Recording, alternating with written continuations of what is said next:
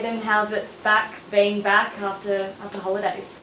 It's good. It's exciting. It's always nice coming back and feeling like you've refreshed over the holidays, spent some time with family. And yeah, it's always exciting starting a new year and knowing that games are not far away. So we're into a bit more match sim now, which is exciting. And yeah, we're looking forward to getting into some games. What about you personally with your foot? How's that travelling now? Pretty good, yeah. Had a little hiccup pre-Chrissy, which was frustrating. But yeah, since sort of the Chrissy break, I've come back and I was full training today, which is a good sign. And yeah, we're just sort of managing my loads in the next few weeks so I can just continue training and get some match sim under my belt. But yeah, travelling really well. What happened pre-Christmas? So I just got a knock on the bone that I broke in the last game of last year. So you couldn't do much about it. It was luckily it didn't re-fracture. It was just a bit of bone bruising. So just had to stay off for a couple of weeks and and just build up slowly. So I was able to sort of have some time off over the Chrissy break just to build my loads back up so that when I come back now I've just been able to hit the ground running. So when the knock happened, did you think you'd busted it again, or didn't you sense it at the time? Yeah, it was tricky because when I did it the first time, I didn't think I'd broken it. I just thought I had a corky, and so yeah, this time it was a little bit scary. I thought, it feels similar, but luckily I escaped without a fracture, which is a good sign that the bone healed really well and took a pretty nasty knock and was able to sort of withstand it. Although there was a bit of bruising, but it was sort of a good result. So how hard has it been to get your fitness to the stage it needs to be when you haven't been able to do a full pre-season?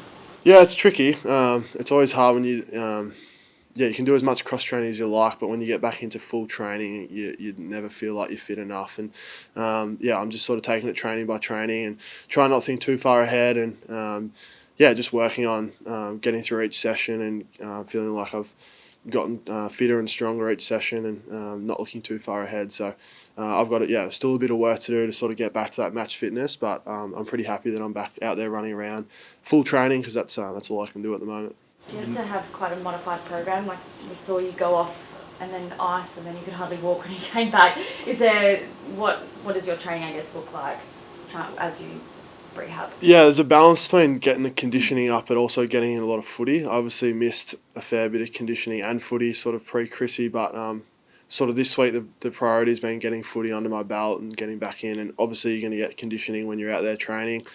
So today I was good. I was able to do full training, all the footy, and then once we finished that it was ice up, recover, and look for the next session. And then as I progress and continue to increase my loads, there'll be opportunities for me to do some more conditioning. I'm doing some off-leg conditioning sort of away from the club, which will help, but hopefully just keep building. Everyone going pretty hard at it out there today. We saw Luke Ryan cop a very big knock in the back. How's he and what's the intensity been like in match sim? Yeah, the intensity is through the roof. Lukey's all good. He's pretty used to going back with a flight. He copped a heavy knock today, but he seems all right, so that's a good sign. But that's what we want. We want the intensity to be up, and I think I think we've had a really fit list throughout the whole pre-season, so everyone's just like going really hard at the moment, which is great.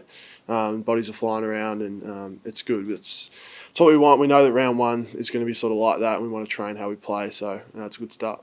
Having a bulked up Jai Amos coming towards you though, probably not the ideal thing.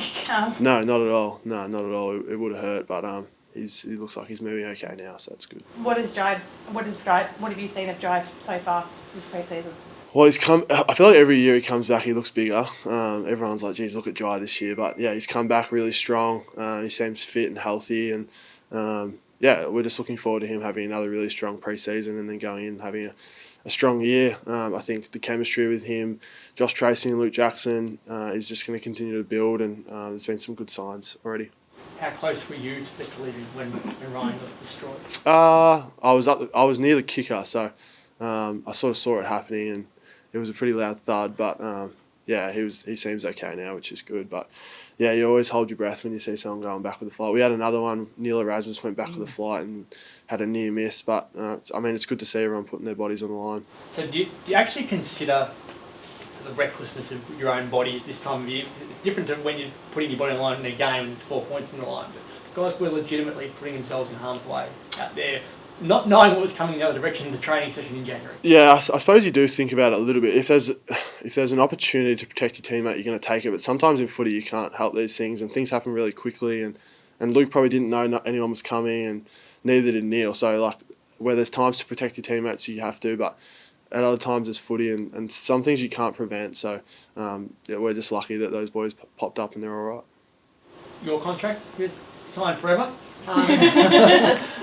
What take us through that decision, given you were already signed for a fair amount of time up until you would have been a free agent when you came out in 28 and 27. So why sign through to 2033 now? Yeah, it's an interesting question, but it was something that I sort of always wanted to do, and I think the prospect of being a Freo player for life was something that was really appealing to me. So the opportunity was presented, and I didn't really think twice about it. The opportunity to be one of the first players to win a premiership with the club is something that is really appealing to me, and I suppose. Going to another club and chasing that, you wouldn't get the same satisfaction as sharing that experience with the people that I've been with for the last 5 years. And I think that's what, it was really the attraction for me is I want to be one of the first players to hold up the cup with my teammates and share it with them. So, really thrilled to be signed on for that long, and hopefully in that period we can have a lot of success. Did you have to have a chat to the family back in Melbourne about, because 2033, by then you've played kids, you'll be a different human altogether. So do you think about the off-field side of things, which we see a lot of players like Shea Bolton's moved home to be close to the family for his kids and stuff. Do you think about where your life will be at that point as well? Yeah, you do. It is a little bit daunting thinking that far ahead, and I sort of wrap my head around it. And if you saw the way we announced my contract extension, my family's fully on board. So we had those conversations, and they're absolutely thrilled for me, and I'm thrilled for them that they get to. I suppose, come and watch me in Melbourne, but they're still part of the Freo family, and they come over here a bit and watch a few games. And I suppose I still love going back and spending time with my family, but I've made a home for myself here in Freo, and I absolutely love coming back here. And I'm just super comfortable with where I'm at. What's it like mentally to know you're signed for that amount of time, and you don't have to worry about thinking about, will I have a contract, won't I have a contract, where am I going to play, all that sort of stuff? Yeah, well, I suppose it's a nice thing to have. It's reassuring, and now I'm pretty happy just to go about playing footy now and not have to worry about talking to you guys too much more about contract extensions and all that sort of stuff. So, I'm just focused about this year. When people talk about the length of my contract, I'm just worried about having a really good season this season and going from there. So it does put my mind at rest though that I've got that sorted, and now I can just go about chasing success with my teammates.